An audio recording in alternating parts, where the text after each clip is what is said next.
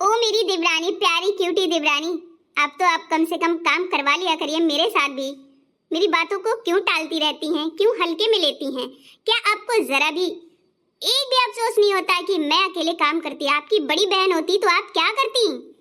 दीदी, अगर मेरी भी बड़ी बहन होती ना तो वो ऐसे लेक्चर नहीं देती जैसे आप दे रही हैं। मैं आपसे कितनी छोटी हूँ, उम्र में 6 साल छोटी हूँ। आप अपनी छोटी बहन से बराबर का काम करवाना चाहती हैं, हिस्सेदारी करवा रही हैं। अभी तो मुझे 4 महीने भी नहीं हुए मेरी शादी के और काम के लिए बोलने लगी। क्या यही होता है बड़ी बहन का फर्ज? देखिए, आप मेरी देवरानी हैं और मैं आपकी जेठानी हूँ। मैं नहीं चाहती कि मैं मुंह खोलूं किसी के भी सामने, क्योंकि अपना अपना फर्ज कोई सब खुद ही निभा ले। मैंने 10 सालों से फर्ज निभाती चली आ रही हूँ, पर आपको तो मुझे समझाना पड़ रहा है। मुझे तो किसी ने भी नहीं कहा कि मेरे लिए नाश्ता, खाना, चाय बना दो। सारा काम मैं अकेले खुद ब खुद करती आ रही हूँ और सबको टाइम टाइम से सब कुछ देती आ रही हूँ। अब आपका भी फर्ज बनता है देवरानी जी। आपने बहुत आराम कर लिया, अब थोड़ा हाथ भी बटा लिए अपने जेठानी जी के साथ में। ओ दीदी, क्यों स्टूपिड वाली बातें करती हैं? मैं पढ़ाई लिखाई में रही हूँ, ये काम वाम मुझसे नहीं होगा।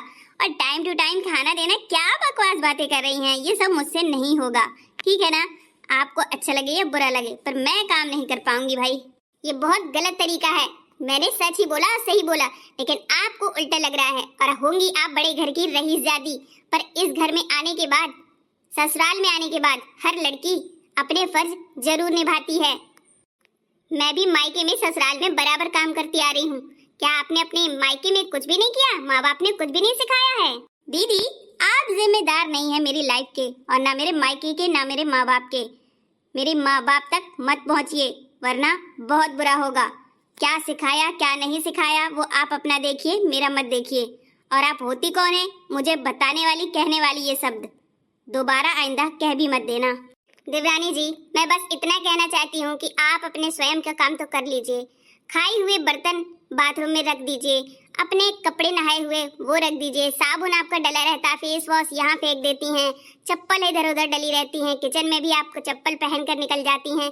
ये सब शोभा नहीं देता है, ये अच्छे संस्कार नहीं एक बहू के। ओ दीदी, आप इसका मतलब आप मुझे संस्कार सिखाएंगी कि बहू को कैसे रहा जाता है?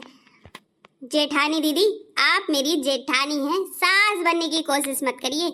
मेरी सास और ननद तो मुझे कुछ नहीं कहती हैं, और आप हैं कि मुझ पे ताने कसती जा रही हैं, रूल्स पे रूल्स बताती जा रही हैं।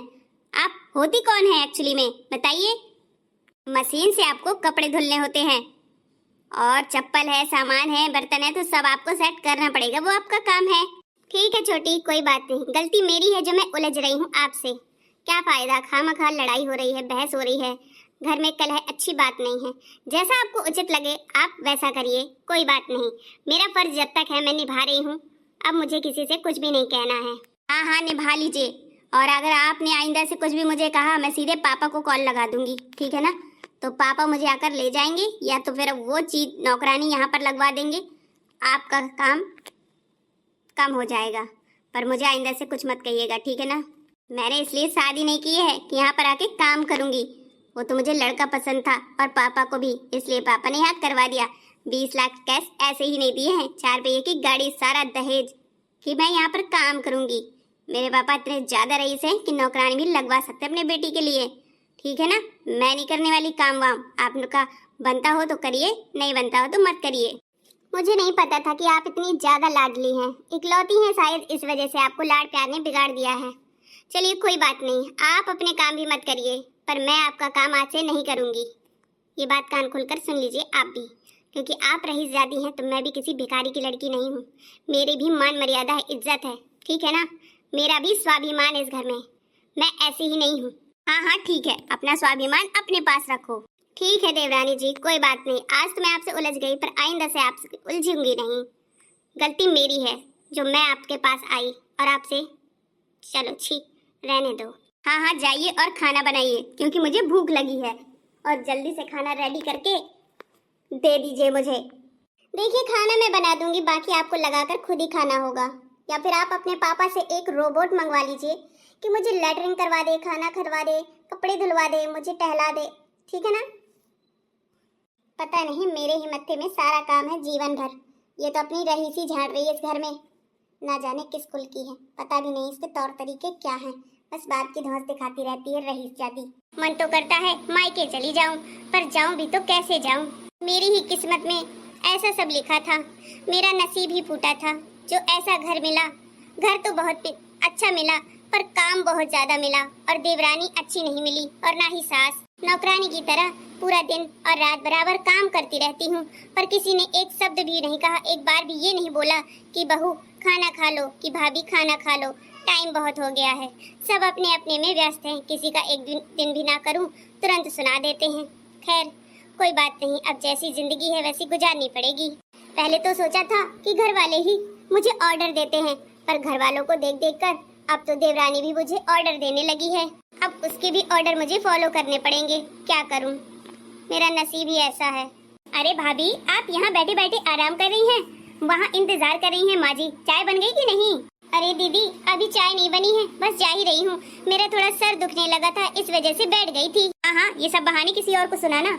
जाओ जल्दी चाय बना लो, वरना तुम्हारी खैर नहीं। जानती हो अपनी सासू माँ को। अच्छा, अभी जाती हूँ, पर माँ जी से मत बताइएगा कि मैं बैठे थोड़ा आराम कर रही थी।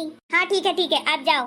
देखा, आती नहीं तो आराम कर रही थी, इसलिए माँ सही कहती है कि बहुओं को नजर में रखना चाहिए। पता नहीं ये कब नजरअंदाज करने पर कहाँ निकल जाएं। सुना लो ताने आप भी, क्योंकि मौका है आपका भी दीदी। कोई बात नहीं। अरे छोटी, आप क्या कर रही हैं? आप मुझे कितना प्रेम करती हैं, आप मेरी ननद रानी हैं, फिर भी भाभी को कितना चाहती हैं। आपका प्यार मेरे लिए बेशुमार है। अरे भाभी, मेरी लाडली भाभी हो तुम, ठीक है ना? उससे तो मेरी नहीं पटती है, आपसे ही बनती है, क्योंकि आप मेरे टाइप की हो।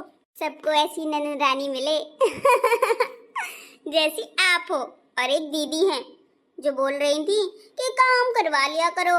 अब देवरानी हो मेरी, इतना तो फर्ज बनता ही है। देख लो, काम का हिस्सा लगाने लगी अभी से।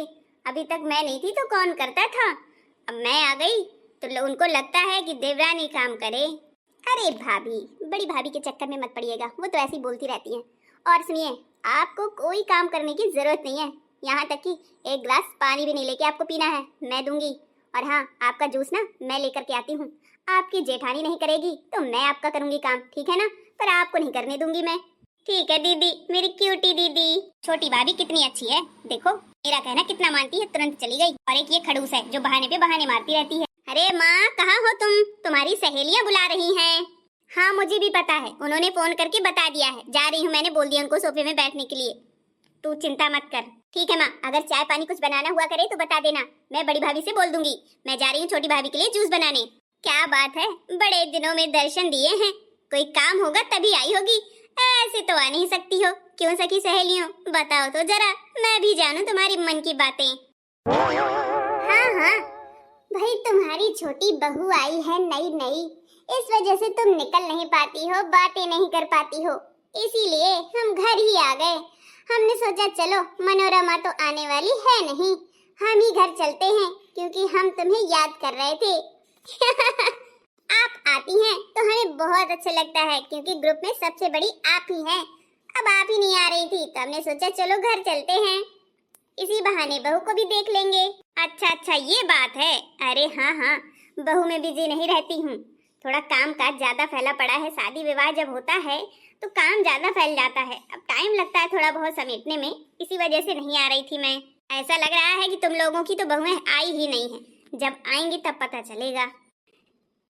मैं तो भाई कोई जल्दबाजी नहीं करूंगी जैसे तूने किया है, अपने छाती का पीपल बांध लिया।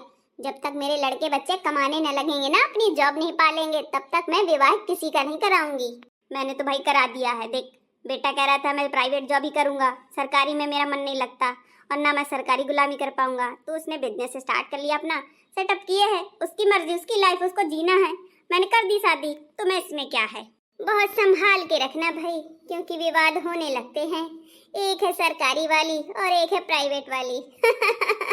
दोनों बहुएं हैं। अब कहते हैं जहाँ दो बहुएं होती हैं, जहाँ दो बर्तन होते हैं, वहाँ भड़बड़ाहट आती ही रहती है। देखो, जब तक मैं हूँ तब तक तो कुछ नहीं है, आगे देखती हूँ, क्योंकि मेरी बड़ी बहू है, वो सारा काम संभाल लेती है। अभी छोटी बहू नई इसलिए नहीं कर पाती है। हाँ, क्यों नहीं। छोटी बहू इधर आना जरा। आई माँ। नमस्ते आंटी, राधे राधे आप सभी को। आंटी जी, आपके लिए चाय कॉफी ठंडा क्या लेकर के आऊं? अरे बस बस बस, कुछ नहीं लाओ, इतना ही बहुत है कि तुमने पूछ लिया है। आंटी, मैं बना भी लेती और पूछ भी लेती हूँ, अभी बना कर लाती हूँ। अरे नहीं बेटा, इसकी कोई जरूरत नहीं है, हम खा पी करके आए हैं, आओ बैठो। वो आंटी ना, मैं बैठ जाती पर मुझे बहुत सारा काम डला हुआ है, इसलिए मैं थोड़ा अपनी दीदी के साथ हेल्प करवा रही थी।